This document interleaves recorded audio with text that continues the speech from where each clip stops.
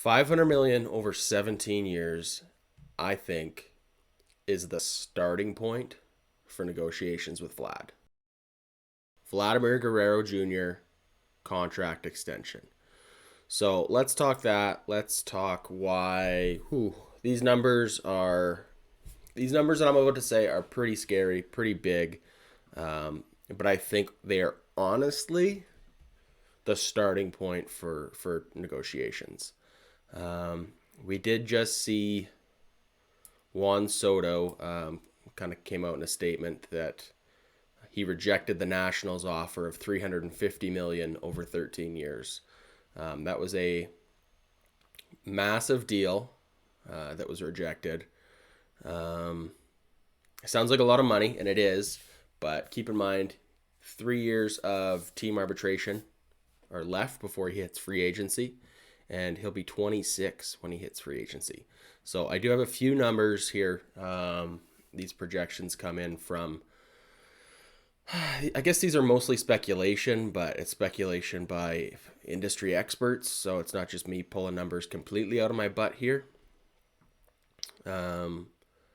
But this kind of helps frame why Juan Soto turned that offer down. And then with that context in mind, we're going to look at Vladdy, and we're going to see exactly why 350 over 13 years would be a pretty big slap in the face to Vlad Jr. So let's have a look here. So the 3 years that Juan Soto has left in arbitration, he's expected to make 16 million in his first year, 23 million in arbitration in his second year, and 30 million in his final year of arbitration. Then he becomes a free agent. So that's $69 million over the next 3 years, which would be encapsulated in that 350 over 13, right? So if you look at it that way, it's not actually a 350 over 13 year offer. It's actually a 281 million offer over 10 years as an extension, right? Because 69 million, again, estimated, but he's going to get that anyways. So that's an annual average value of $28 million. Pretty low when you look at it that way.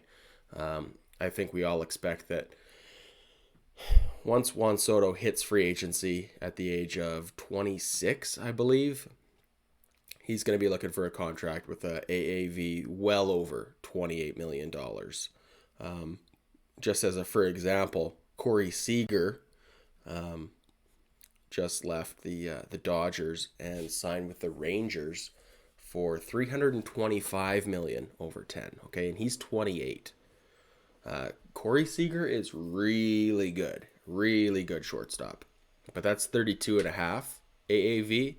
I think we can all agree that we expect Juan Soto to get at least that.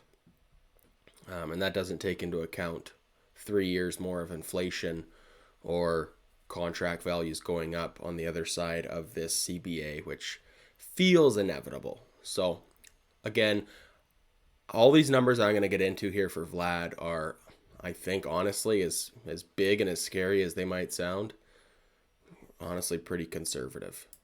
So, with that in mind, let's have a look at Vladdy.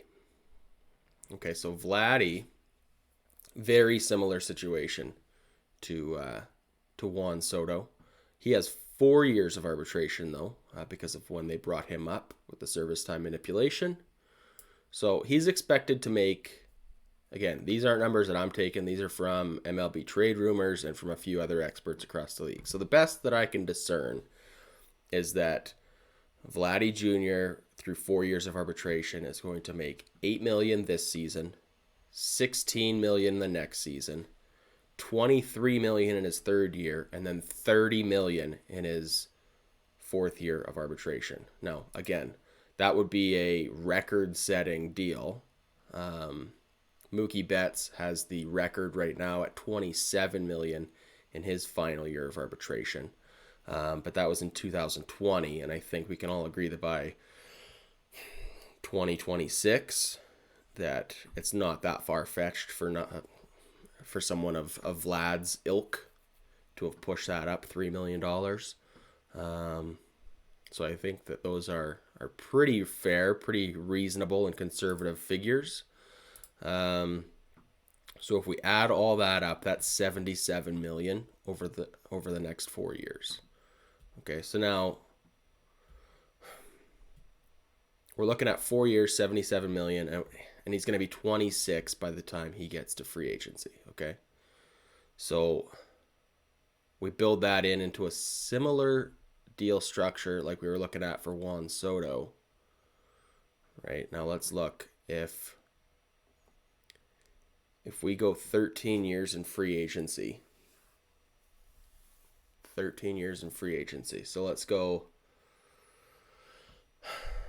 let's take Corey Seager's AAV, and he was 28 when he hit free agency. Vladdy's only going to be 26. Okay, so a lot younger.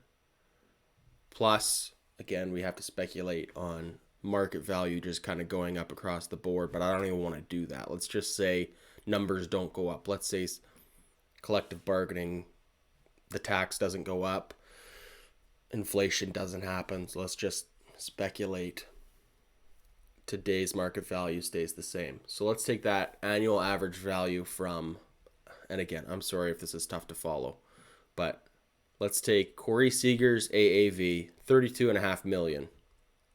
So as a 26-year-old, let's give Vladdy that 13-year extension, which takes him to his 39 season, his 39-year-old season. So 32.5 times 13 years. That's $422.5 million. That's the kind of contract that he can expect to make, I think, realistically and honestly, probably conservatively, when he hits free agency at 26 years old. So $32.5 million over 13 years. That's a $422.5 million contract. If we add that to the $77 million that he's going to get in the arbitration years anyways, that's $499.5 million over 17 years. That's $500 million over 17 years. 500 million over 17 years, I think, is the starting point for negotiations with Vlad. 17 years is a big deal. That's a long commitment. That's a long commitment. $500 million, a lot of money. I think that's conservatively where those numbers start. We are going to see Juan Soto hit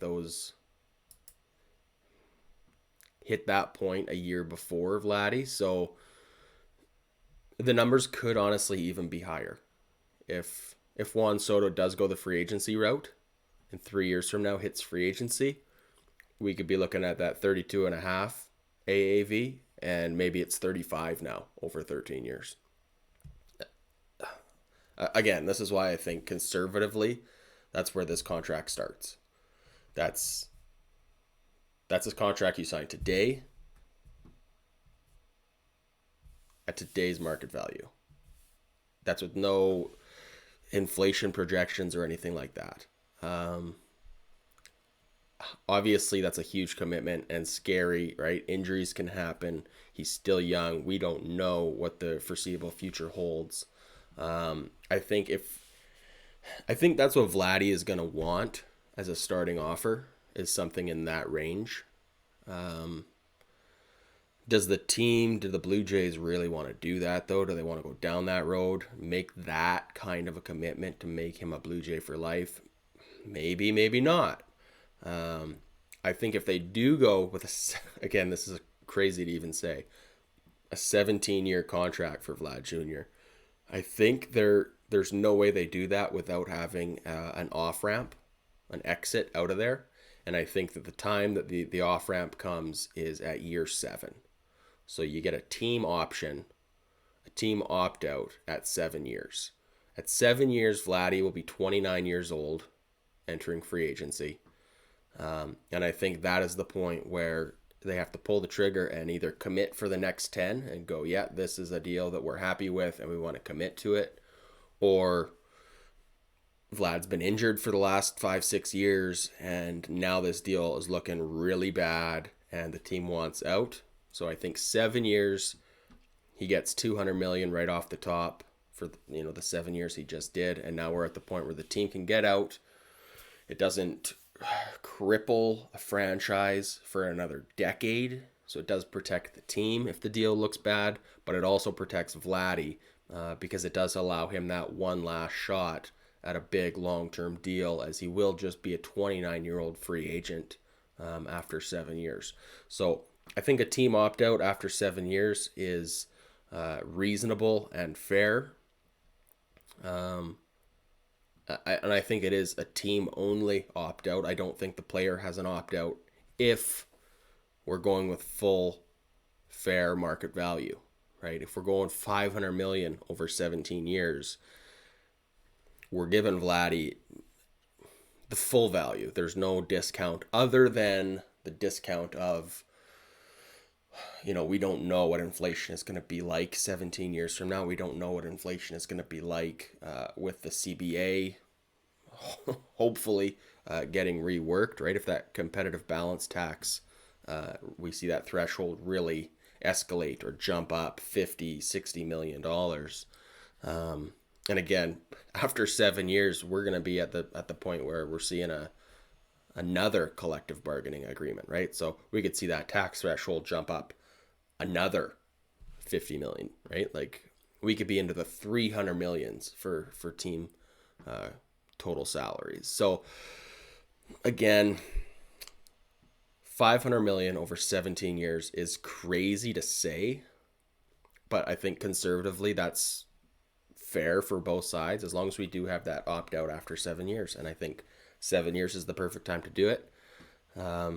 Protects both sides. I think alternatively to that is we just go with a 7-year contract and we say, Vladdy, we're going to just lock you in for 7 years. We don't want to lose you when you're 26.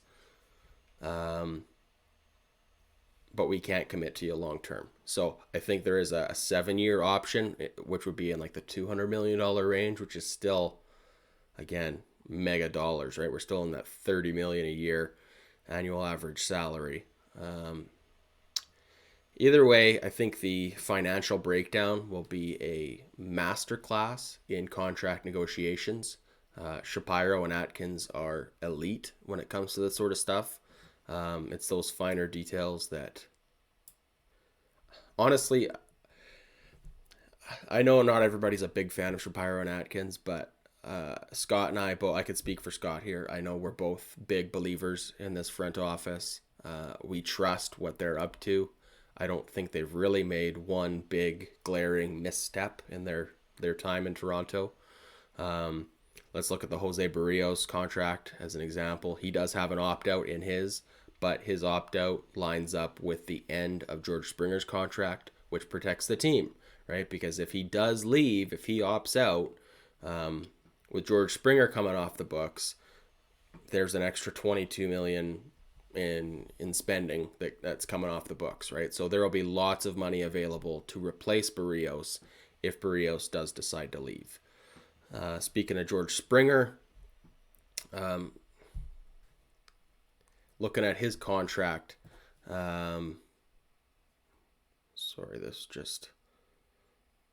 his contract was 6 years. Every single year was $22 million, except for this season. The 2022 season, which we're currently missing, is actually worth $28 million. So this is his 32-year-old season, if I'm correct about that. He's older than he was last year. So why is this season worth $28 million when last year was only worth $22 million? I think this is one of those things where Shapiro and Atkins looked at it and they said, you know what? There's a chance in 2022 that we miss games or we miss a whole season. Is it crazy to think that the most expensive season happened to line up with the season that might not happen at all? If the Jays don't play this year, that's $28 million off the books that they don't have to play. Again, maybe I'm giving them too much credit.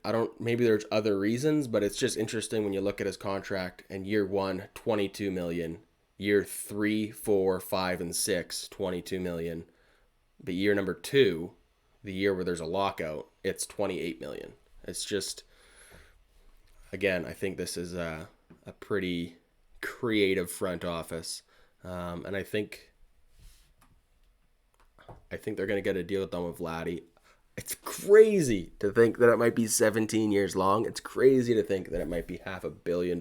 But I think anything short of that, I don't think Vladdy's really going to give him the time of the day. And we saw it with Juan Soto. I mean, there is the thought of a 26-year-old superstar hitting the free agent market and the number of suitors. Like, there are 29 teams in the league who would open up their checkbook. Well, maybe not 29. I mean, we do have the Rays. We do have a few small market teams maybe who wouldn't be in on a Vlad Jr. But there's at least 20 teams who would be in on a 26-year-old mega superstar. We're going to see it with Juan Soto if the Nationals can't get their act together and offer him something realistic in the next 2 or 3 years. But yeah, just wild to think about.